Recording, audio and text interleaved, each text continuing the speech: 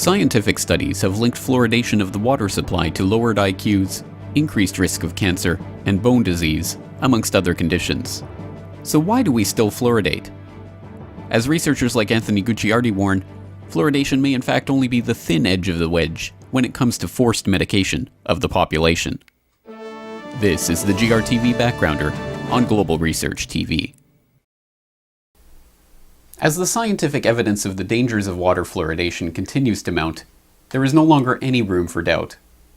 Those who deny that adding hydrofluorosilicic acid to the water supply is in fact causing untold medical harm are simply ignorant of the scientific data on the subject.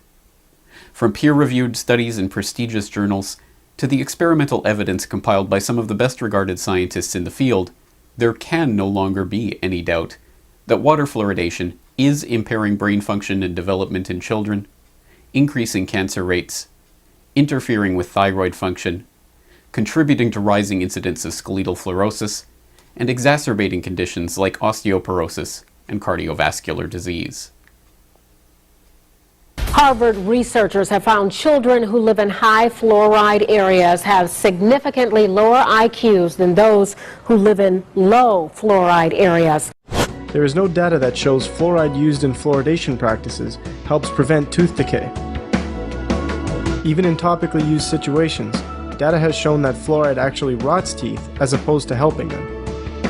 Teeth rot when the enamel on the outside of the tooth becomes compromised and acid begins to eat away at the inside of the tooth. If acid sits on the outside of the tooth, over time, it begins to kill the adenosine diphosphatase and the enamel weakens. The problem with fluoride is, once it comes in contact with teeth, it kills the adenosine diphosphatase, which in turn compromises tooth enamel. As the findings of chemist-researcher Dr. Gerard F. Judd show, not only does he find that fluoride rots the teeth, but there is absolutely no need for fluoride in creating strong tooth enamel. Our union represents the staff, scientists, lawyers, and others who analyze hazard exposure and economic data and advise management how to use them in public health protection. I'm not here today to speak for EPA, but rather the union, founded 17 years ago to protect EPA workers from unethical pressure by EPA managers. It was on that basis in 1985 that we first got involved in this issue. In 1997, we voted to oppose fluoridation, and our opposition has grown stronger as more adverse data on the practice has come in. In the interest of time, let me state our recommendations first. We ask that you order an independent review of the cancer bioassay of sodium fluoride mandated in 1977 by Congress. Evidence for carcinogenicity in that assay was systematically downgraded by a special executive branch commission appointed and run by the very agencies that Congress did not trust to run the bioassay in the first place. I think parents should know that fluoride is an extremely active chemical when it gets into our body. It can interfere with the pineal gland. It can interfere with the thyroid gland. The thyroid gland and the pineal gland are both intimately involved with brain development, mental development. A real concern with young kids, especially with newborn infants, is that the blood-brain barrier is not fully developed at that point, and when children are drinking a formula made with fluoridated drinking water, they're getting a huge an inappropriate dose of fluoride in the developing brain. This may be part of the reason, for instance, of the depression of IQ that we've seen in these Chinese studies. Our studies involve comparing the deaths of all persons in the 10 largest fluoridated cities of the United States with the 10 largest non-fluoridated cities in the United States year by year. And we obtained a very remarkable curve, which you can see here perhaps. Here is the fluoridated, and here is the non-fluoridated set of 10 cities each. Here's where the fluoridation started, and before this time, both sets of cities were identical. But no sooner had fluoridation started than this curve began to go up. The deaths began to increase, so that this effect occurs very promptly within 1, 2, or 5 years. On a positive note, community after community around the globe is bringing this issue to a head by forcing referenda or plebiscites on the practice of water fluoridation. And, little by little, concerned citizen activists are working to get the fluoride removed from the water supply in an increasing numbers of towns and cities. Next to Calgary, that city has decided to stop putting fluoride in its drinking water. City Council yesterday voted overwhelmingly in favor of removing the chemical after 20 years of using it. And other Queensland councils decided to remove fluoride from its drinking water. Fraser Coast councillors today voted overwhelmingly against continuing the practice. More than 30,000 people weighed in on the debate. In the end, the difference was just 195 votes in favor of stopping the fluoridation of Waterloo water. Well, I was pro-fluoride. I've said yes to fluoride. So for me, it's up to the citizens, and that's what the referendum's all about. While it is heartening to see more and more activists taking up the fight to get this toxic chemical removed from their local water supply, this work is of necessity piecemeal and subject to setbacks. Even as some communities work to remove the fluoride, others, like Portland, Oregon, the largest urban center in the US currently without a fluoridation program, are preparing to vote on whether to add it to their supply. It may be tempting to say that this democratic process is fair but frustrating. After all, we often hear, the will of the people must be respected. This viewpoint, however, is not only wrong, it is dangerously wrong. The real issue behind the practice of water fluoridation is not merely that the hydrofluorosilicic acid that is misleadingly called sodium fluoride is a toxic brew of industrial waste products that is causing untold medical harm. It is that this creates the precedent for the forced drugging of our society. As long as the fluoride myth is not confronted head-on for what it actually is, then the Center for Disease Control and like-minded institutions will continue to promote it as one of the 10 greatest public health achievements of the 20th century, as they do. This, in effect, serves to paper over the fact that what is being advocated is the forced medication of an entire population, without regard to the unwitting patient's size, age, sex, race, background, or medical history, and without giving that patient a method for opting out of the program. Every day, millions of people in different parts of the globe drink, shower in, bathe, and otherwise absorb and ingest this unprescribed medicine, almost without exception, without the informed consent of those individuals. Earlier this week, I talked to author and researcher Anthony Gucciardi of naturalsociety.com about this aspect of the fluoridation program and why it is so significant.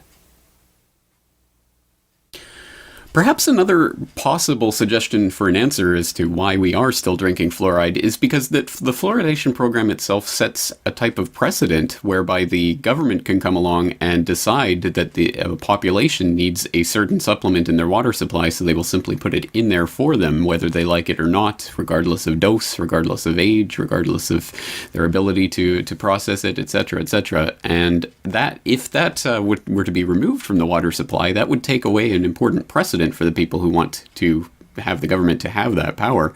Let's talk a little bit about what fluoridation really means philosophically in terms of what the government believes it can do to its citizens.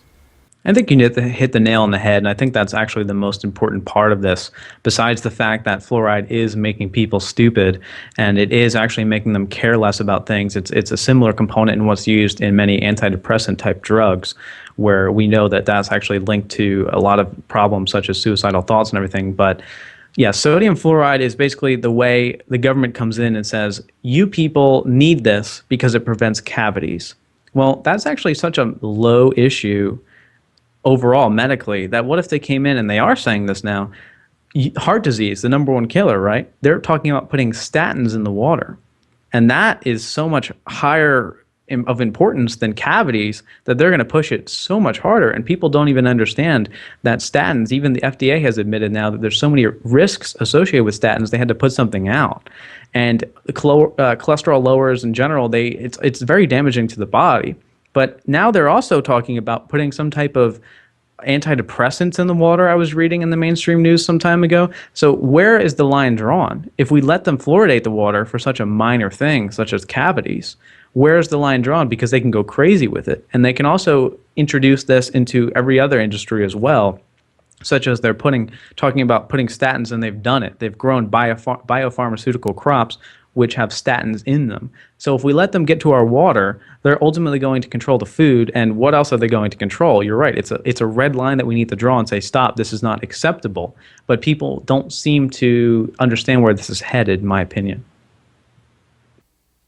Indeed, exactly as Gucciardi notes, the idea of using the fluoridation program as an explicit justification for adding further medications to the drinking water is already being introduced to the public.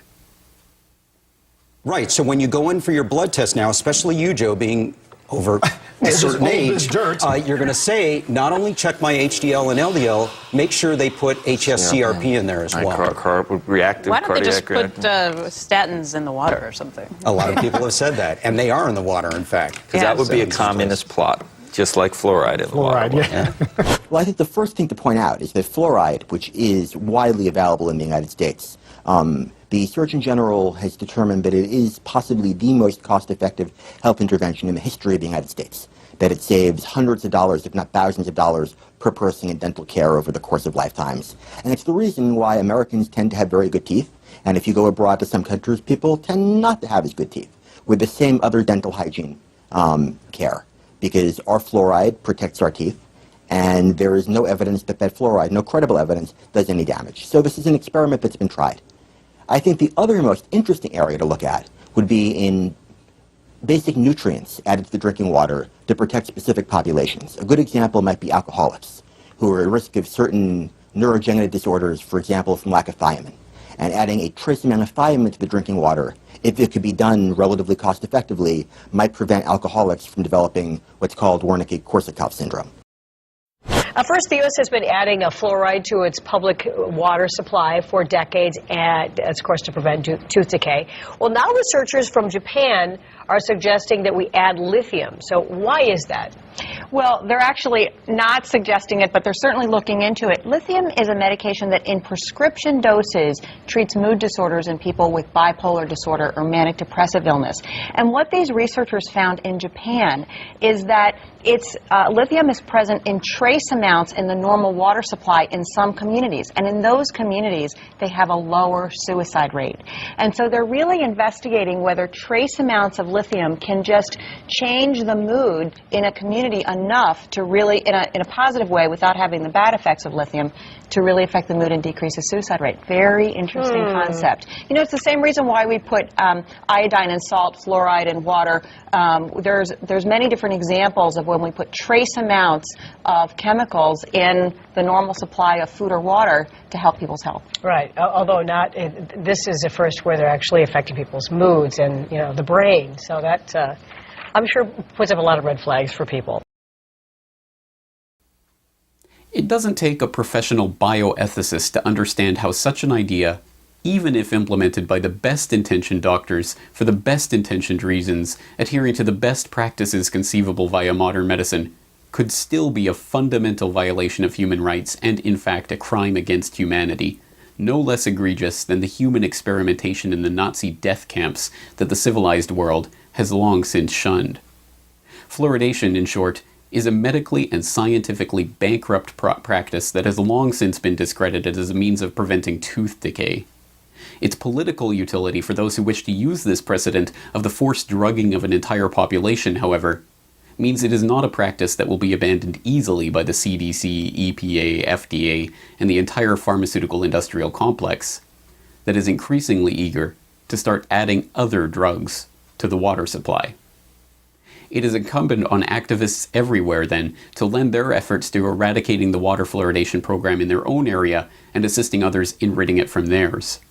Only then can this practice be exposed for the crime against humanity that it is, and all such ideas of drugging the water supply can be properly consigned to the dustbin of history.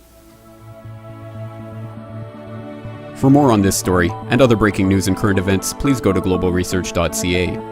For more research and analysis by James Corbett, please go to corbettreport.com.